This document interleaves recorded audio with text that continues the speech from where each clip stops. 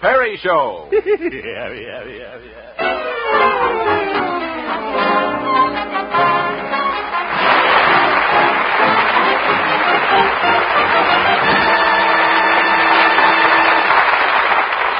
And now, Harold Peary as Honest Harold the Homemaker.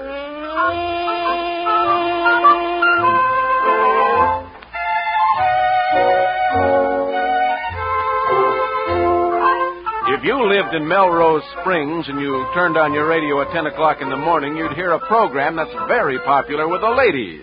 Honest Harold the Homemaker. But not always so popular with Mr. Carruthers, the owner of KHJP, and his nephew, Stanley Peabody, the station manager. It's evening now. Harold is at the radio station preparing his program for the next morning. With him is his assistant, Little Billy, the ex-jockey. Well, let's work on the mail now, Little Billy. Yeah, here's a lady that wants to know why a window dresser always turns the price tag so you can't read them. That's your assignment for tomorrow, Little Billy. Go on down to Hirsch's department store and find out. Okay, Hal Pal.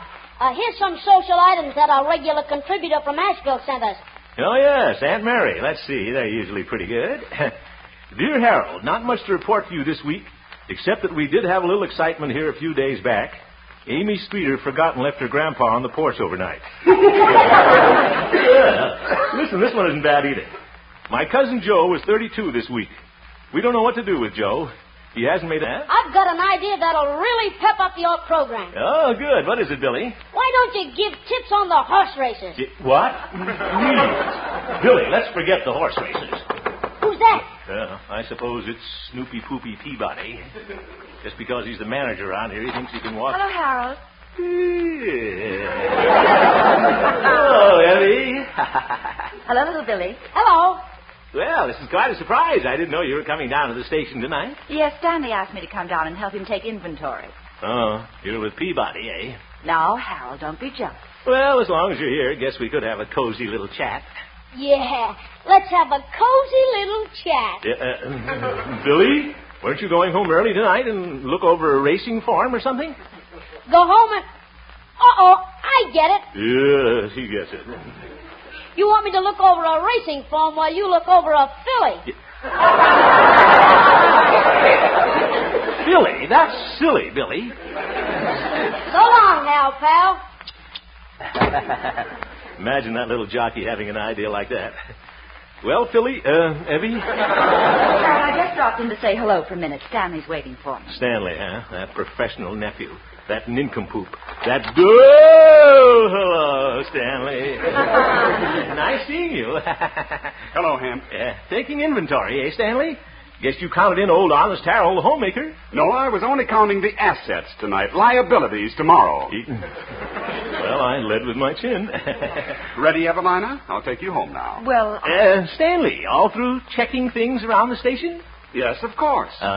Did you check the thermowattle? The what? But you're the manager of a radio station. You ought to know what a thermowattle is. Well... Why, if that isn't checked, Stanley, it could burn out the transmitter, explode the static condenser, and blow up the whole station. It could? Evelina, will you excuse me? I just remembered something. I'll see you later. you know, it's funny, but I've never heard of a thermowattle. You haven't? Neither have I. Honest Harold, really? Well, all spare in love and war and thermowattles. Come on, I'll walk you home. Oh, you don't have to do that. Can't have you walking all that way by yourself. But it's only 3 blocks. Not the way we're going.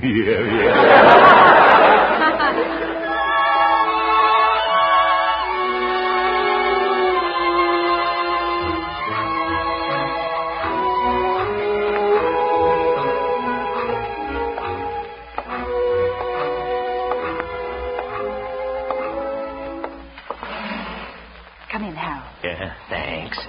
You'll have to be quiet. Uncle Doc is asleep. Yeah, dear old Doc, yak. How is the old veterinarian? I suppose he had a hard day manicuring sheep. Sit down, Harold. Guess I'll sit here on the sofa next to you. Oop. What did I sit on? Oh, Encyclopedia Britannica. Aardvark to chromosome. Must have sat on aardvark. This is nice, sitting here with you. Yes, it is. Evie, how about a little kiss? Now, Harold, there's no reason why we can't just sit here and talk. Talk? All right. How are things down at the office, Evie? Fine. Good. How about a kiss? Evie, why haven't you ever married? Oh, I don't know. I suppose I've been waiting for a tall, slender Prince Charming. Oh? Would you settle for a short, chubby homemaker? Harold, you know I'm very fond of you. You have so many good qualities, especially your honesty. Well... But it's important to have a sense of proportion.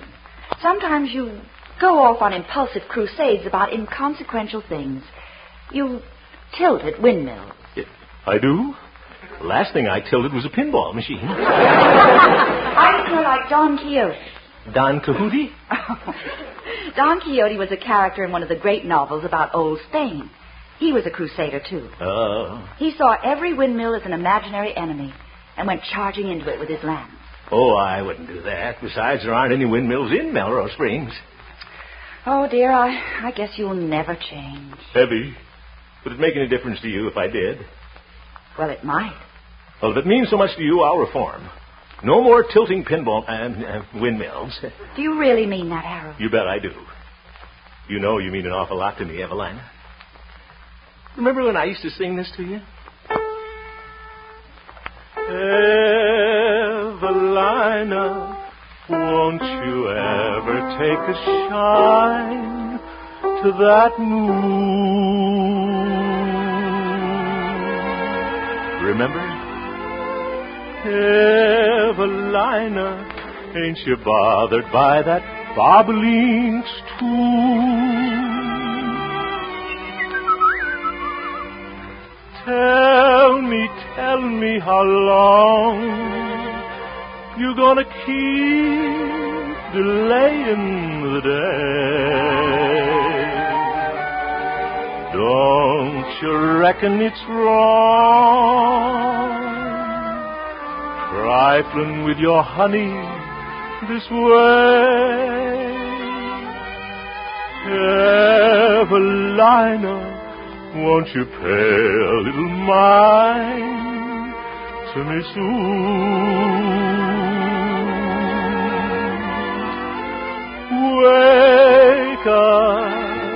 Wake up, the earth is fair, the fruit is fine, but what's the use of smelling watermelon, clinging to another fallen vine? Evelina, won't you roll off that vine and be mine?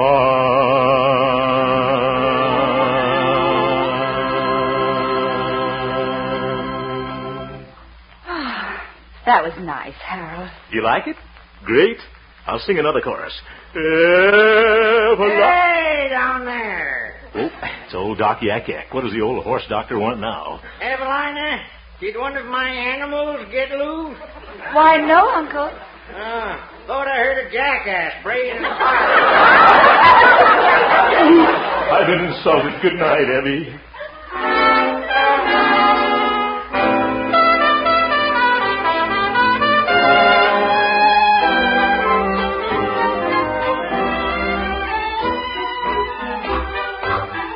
Hurry, I'll be late for my program this morning. Gosh, it was nice being with Evie last night. Well, from now on, I'm going to change. Yes, sir. No more tilting at windmills. Hey there, lover boy.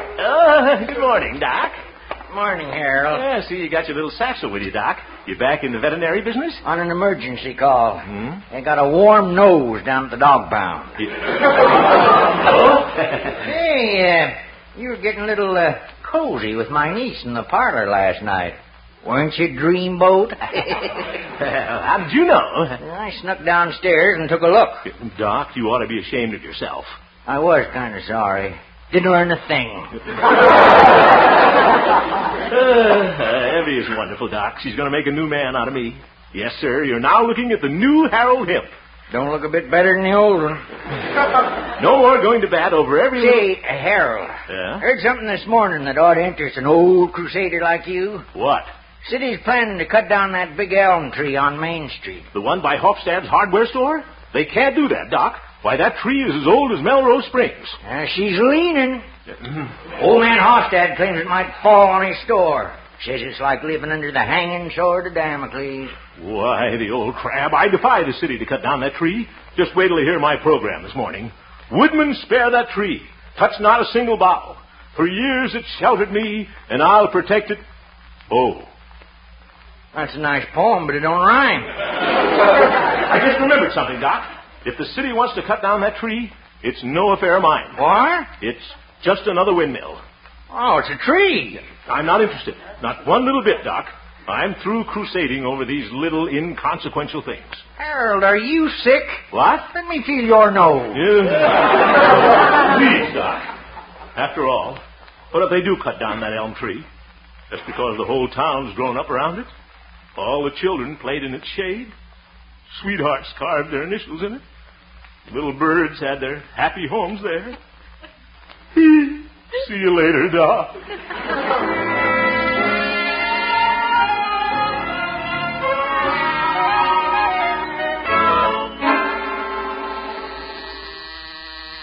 Good morning, this is Station KHJP, the station of the friendly frost warnings. Honest Harold the Homemaker will be on Harold, they ought to call him. Well, good morning, Glory. Good morning, Mr. Hemp. I've got some good news. You're going to have some new spot announcements on your program. Well, that's good. Who's the sponsor? Smiling Sprocket's Pawn Shop. You know, be happy, hock it with Sprockets. Yes. I pawned my mandolin there once. He learned how to play it better than I did.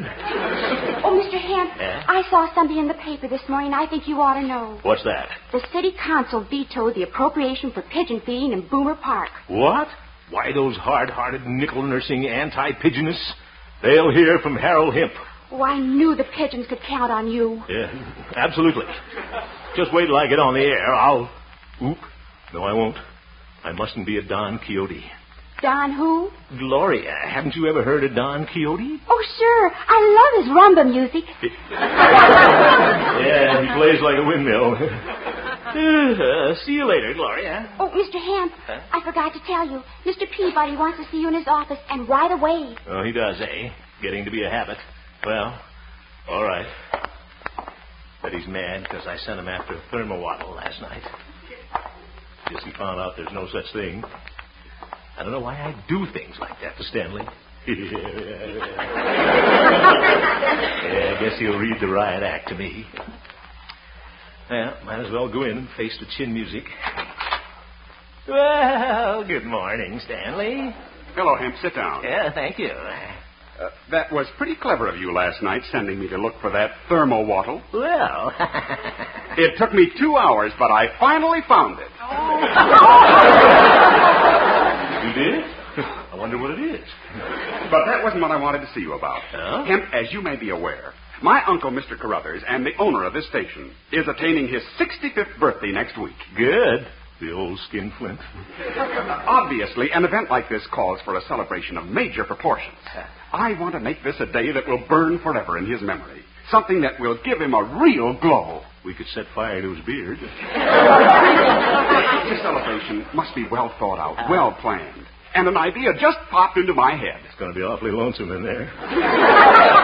My idea has to do with Boomer Park. Boomer Park. As you know, the park was named after General Boomer, a very vague figure in the history of our town. Vague? Well, I wouldn't... In view of the many civic contributions my uncle has made to Melrose Springs, I propose our city change the name from Boomer Park to Carruthers Park. What? And, of course, replace that statue of General Boomer with one of Mr. Carruthers. Peabody, I won't stand for that. General Boomer was a great man. Why, he founded Melrose Springs. But the name is still going to be changed to Carruthers Park. Over my dead body. That will be a pleasure. Oh.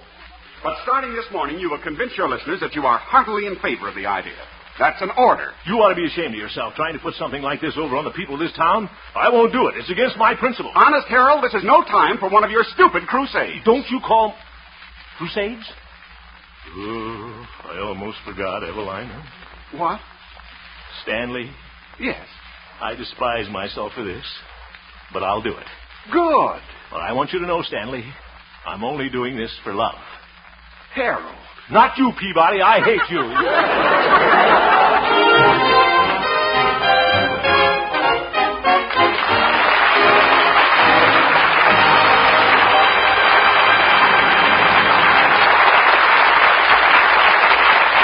We'll return for the second act of our story, Honest Harold, in just a moment.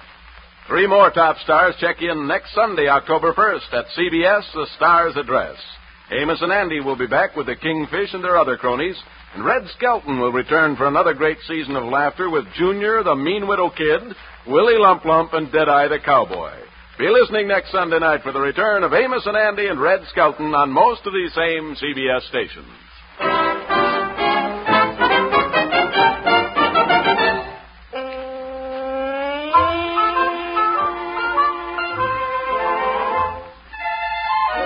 Well, back to Honest Harold, who's a little unhappy at this moment.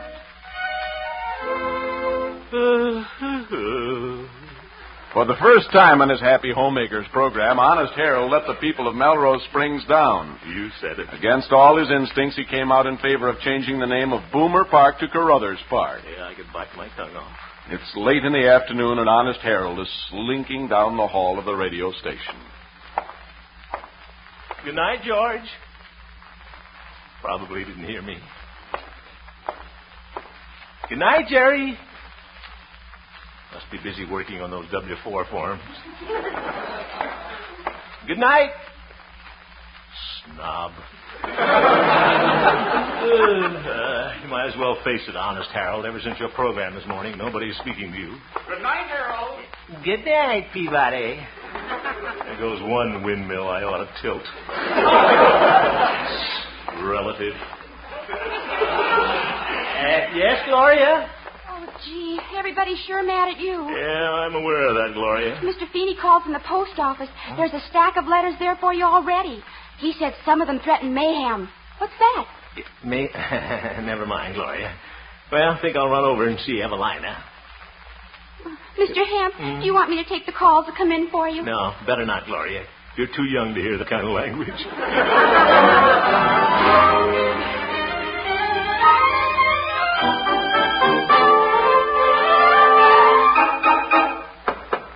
Hope Evie's home.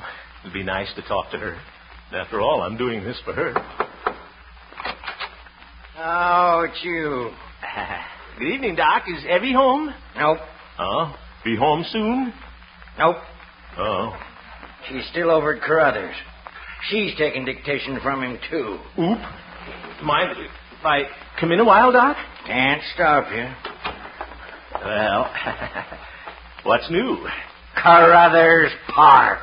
Now, look here, Doc. Honest Harold. But, Doc, I'm doing this. Just goes to prove what I always said. Animals are more honest than people. Mm-hmm. Never catch a cow trying to sneak on a streetcar with a 3-day-old transfer. Doc. Never heard of an Airdate being sent to jail for cheating on his income tax. Doc, what else could I do? All I know is I'm disappointed in you, Harold. Coming out in favor of changing the name of Boomer Park. You know everybody's against a thing like that. Why, if you keep this up, you won't have a friend in town. I don't care. I'm doing what I think is right, and I'll stand by it. I'm as honest as I ever was. I'm a low, crawling, miserable worm. I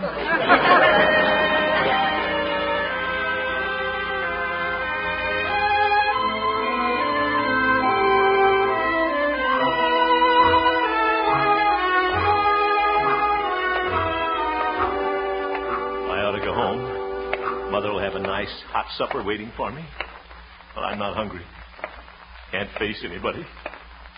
She might have fried eggs lying there staring at me. Hey there! Harold, wake up! Oh, hello, Billy. Well, I suppose you're mad at me, too. Mad at you? Why? Then you think I did right about Boomer Park? Absolutely. Pretty clever, pal, the way you fixed the race. What? Old man Carruthers must be slipping you a pocketbook to pull a double cross like this. Billy, I want you to understand that I'm not doing this for money. Sure, I know. Well, I'm not. I can just see the race. Huh? Boomer Park's the favorite with all the suckers. Carruthers Park is a long shot. A pig. Billy? The horses are on the track. They're at the starting gate. They're off! Boomer Park leads all the way until the stretch. And then when the judges ain't looking, you take the needle, lift up the saddle, and jab Carruthers in the hindquarters. Billy, I'll do no such thing. And Carruthers Park shoots inside the rail and wins by a nose. Oh, for heaven's sake, this is ridiculous. Billy, you know very well that I wouldn't have anything to do with a crooked race. Well, maybe it ain't a crooked race, but I just hope they don't give you a saliva test.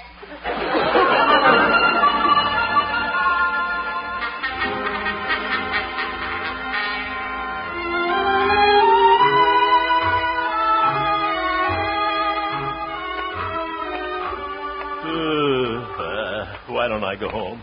I'll have to go home sometime. Why did I pick some other place to walk? Boomer Park. If anybody sees me here, I'll get shot.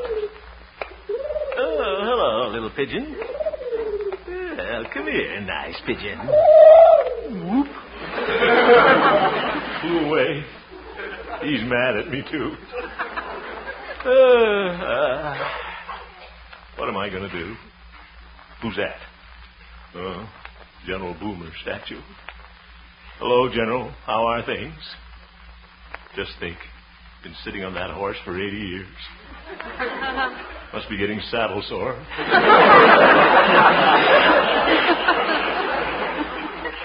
Hope you don't mind, General, if they move you out of the park.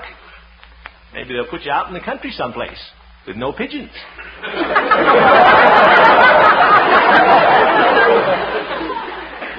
Hate to do this to you, General, but it's for love. You must understand about love. You had 11 children. Gosh, General, put yourself in my place. A man's got to be sensible sometimes. Got to play it safe. You'd do the same thing, wouldn't you? Wouldn't you? No, you wouldn't. I read about you in the Civil War. At the Battle of Antietam, you didn't say, let's play it safe. You said, follow me, I'm moving up. And at Stone Mountain, you didn't say, let's be sensible. You said, it's now or never, boys. Follow me. And at Missionary Ridge, did you say, let's run away today and fight tomorrow? No, you said, are you with me, boys? I'm going forward. And you won. General Boomer, I won't let you down. Tomorrow morning, Honest Harold is moving into battle. Fellas, follow me.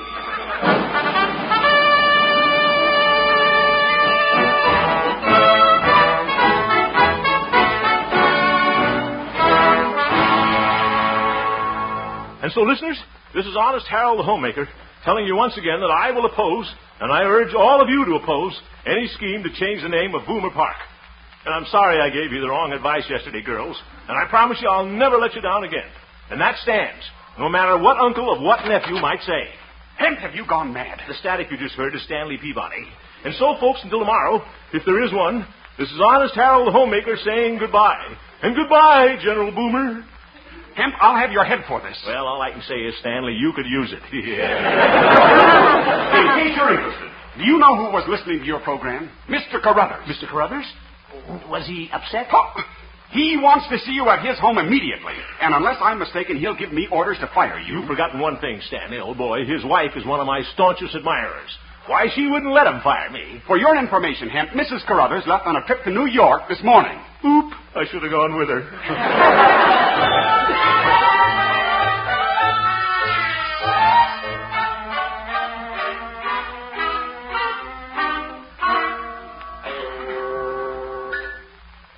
Well, here's Carruthers' mansion. Big. Looks more like a medieval castle.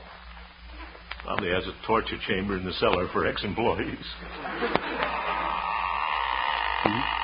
Door's opening. Sure needs oiling. Come in. So does he. Thank you. Big butler. So you're the butler here, eh? Well, how do you like butling? Must be a silent butler. I'm here to see Mr. Carruthers. Down the hall. Down the hall. Thank you. Thank you very much. Wonder what he charged to haunt the radio station. Sure is a long haul. That big tapestry. What's that? And these knights in suits of armor. Wonder if they used to get 2 pair of pants for those suits. This must be his study. Come in. Mr. Carruthers? Mr. Carruthers, you'll address me by my military title, sir. Major. Major? That's right. Major Aloysius Carruthers, Light Horse Cavalry, 3rd Platoon, National Guard. Who are you? Harold Hemp, BPOE reporting, sir. Come in, Private. Oh, thank you. You the young fellow who has a program on my station? Yes, sir. Honest Harold the Homemaker. Songs, household hints. Why hint? Come right out and say what you mean. Yes, sir. I'll do that. Why doesn't the old boy fire me and get it over with? How are things at the station? I may inspect there one of these days. Ready for inspection? Always be ready for inspection. Keep your shoes shine. Never volunteer. Remember that. Yeah. Oh, brother. Ride a life and live off the country. Now, young man, I heard you say something this morning about renaming Boomer Park. Oh, here comes the firing squad. Look there on the wall. Map of the Civil War, Battle of Antietam. I'm writing a book on that battle. Look at that pin, the big red one. Know what that is? A USO unit? That, sir, is General Boomer. Who? General Martin P. Boomer, one of the greatest tacticians of the Civil War. General Boomer? Follow me, I'm moving up, Boomer? His words exactly. Ah, remarkable soldier. And that ant-brained nephew of my wife wanted to rename Boomer Park after me. Doesn't he know the difference between a major and a general? I'll explain it to him, sir. Right. Go back there, Hemp, and shake up that outfit. Tighten things up. Tell him to prepare for inspection. Yes, sir. It'll be a pleasure. Honest Harold, you're dismissed. Dismissed? Oh, you mean I can go?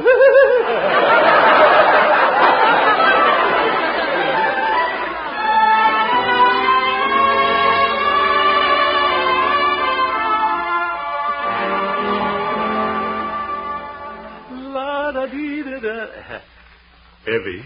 Yes, Harold. You weren't angry with me for breaking my promise? Why, no. In fact, I'm very proud of you. You are? There are some things a man has to take a stand on. And I think General Boomer was a very worthwhile crusade. Well. And I'm more convinced than ever that you should run for mayor. Evie? Yes. How about moving over a little closer to the next mayor? Well, if you'll promise to behave. Sure, I promise. All right. Harold, you promised to behave. That was just a campaign promise. You've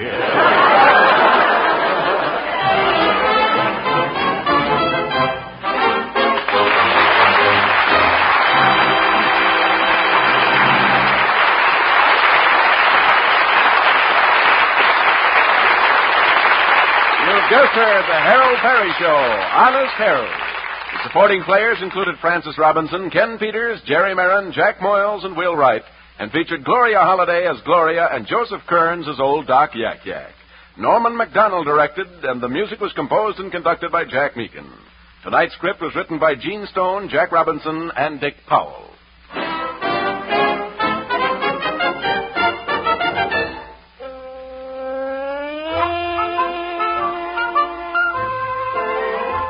Next Sunday on most of these same CBS stations, Amos and Andy will be heard at this time in their return to CBS, The Stars at Rest. Well, that's right. The Harold Peary Show will next be heard on Wednesday night, October 4th. October 4th. That's a week from this next Wednesday. Remember that, folks. The night Bing Crosby also checks in at The Stars at Rest. Well. Be sure you're listening for the next Harold Peary Show a week from Wednesday on most of these same stations. Don't forget it. Stay tuned now for Percy Faith's Orchestra, which follows immediately over most of these same stations. This is CBS, the Columbia Broadcasting System.